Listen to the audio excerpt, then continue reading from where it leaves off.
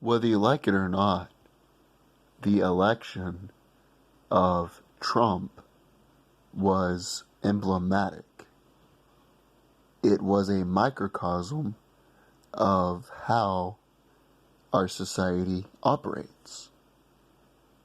Sports, politics is only a microcosm of the world around you.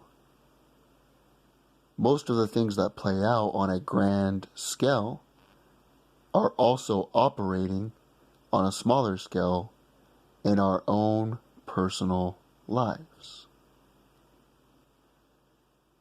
Now, why would I say that this election was emblematic?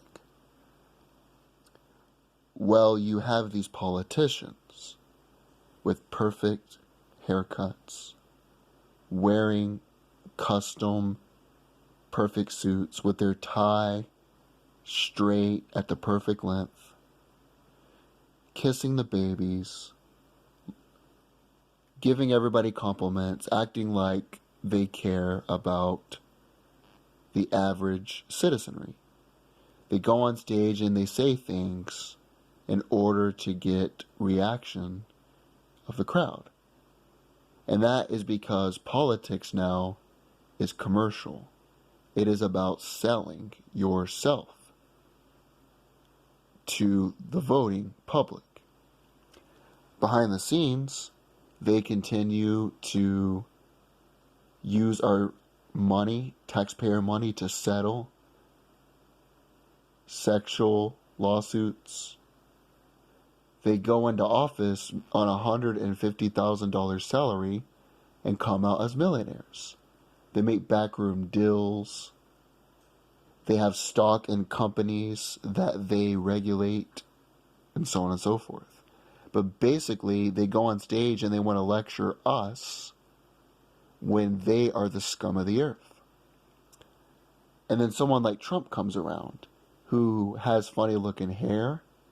He wears his tie down to his crotch. He goes off the cuff. He's unscripted. He says what he believes at the time. When people see that, they might not agree with everything he says. They might not like his rhetoric. But you only have alternatives. People see that and they say, I don't like what he said about women, but at the end of the day, what he said is a lot better than what these politicians are doing. In an inauthentic, backroom, crooked world, he is authentic.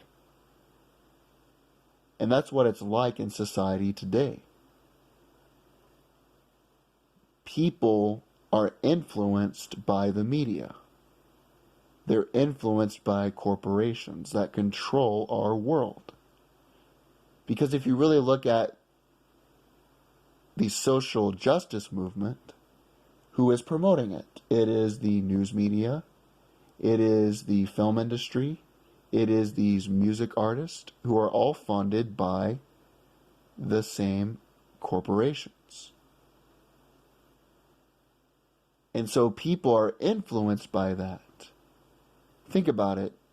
I'm only 26. I remember in high school, I graduated in 2012. There was no such thing as a social justice warrior. There was no such thing as white privilege. We didn't hear all that stuff being discussed, even though this was only like 5 or 6 years ago. So why is it all these people decided now to be on edge and offended all the time? It's because the corporations are telling them to be. And so their own thoughts are even inauthentic. They don't believe those things genuinely. They believe those things because they're being told. And subconsciously, they believe it. And so when you meet someone who is authentic, you're going to see they have flaws. But you're going to understand that they're a real person. At the end of the day, I respect an authentic asshole than someone who is an inauthentic, quote-unquote, nice person. That means they're spineless. And always on a subconscious level, I never liked inauthenticity. I remember I used to go to church quite a bit. My parents made me when I was younger. But the one thing that really would bother me is the people there were so inauthentic. They would always say the right things, quote the right verses, look you in the eye, talk about how much they liked you, but during the week they would never contact you. But yet they would always make the point that they were thinking of you that week. It is what it is, but I was sort of ostracized in the church because I was authentic. I would say what I wanted to say, do what I wanted to do.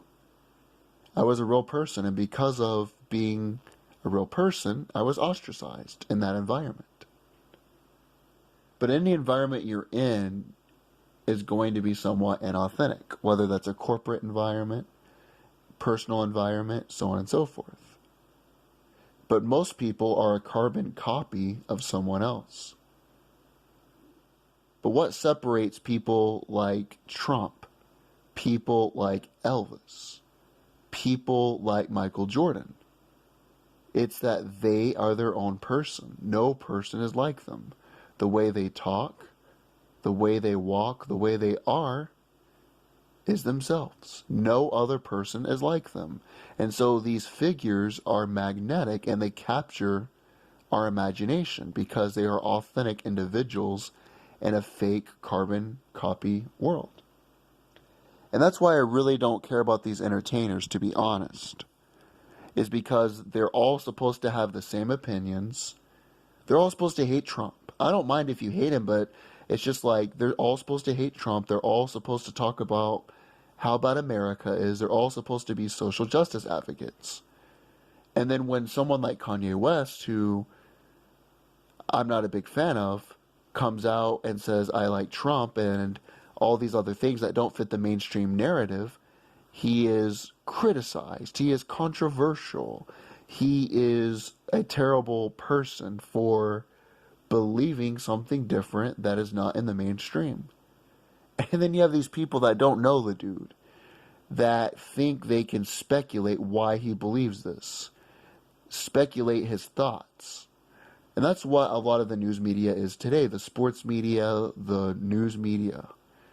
They pick an event that happens and then they psychologically try to dissect what the individuals involved are thinking. There was a person actually that made the point, I'm not joking, that the reason Kanye West supported Trump is because he had a hard upbringing.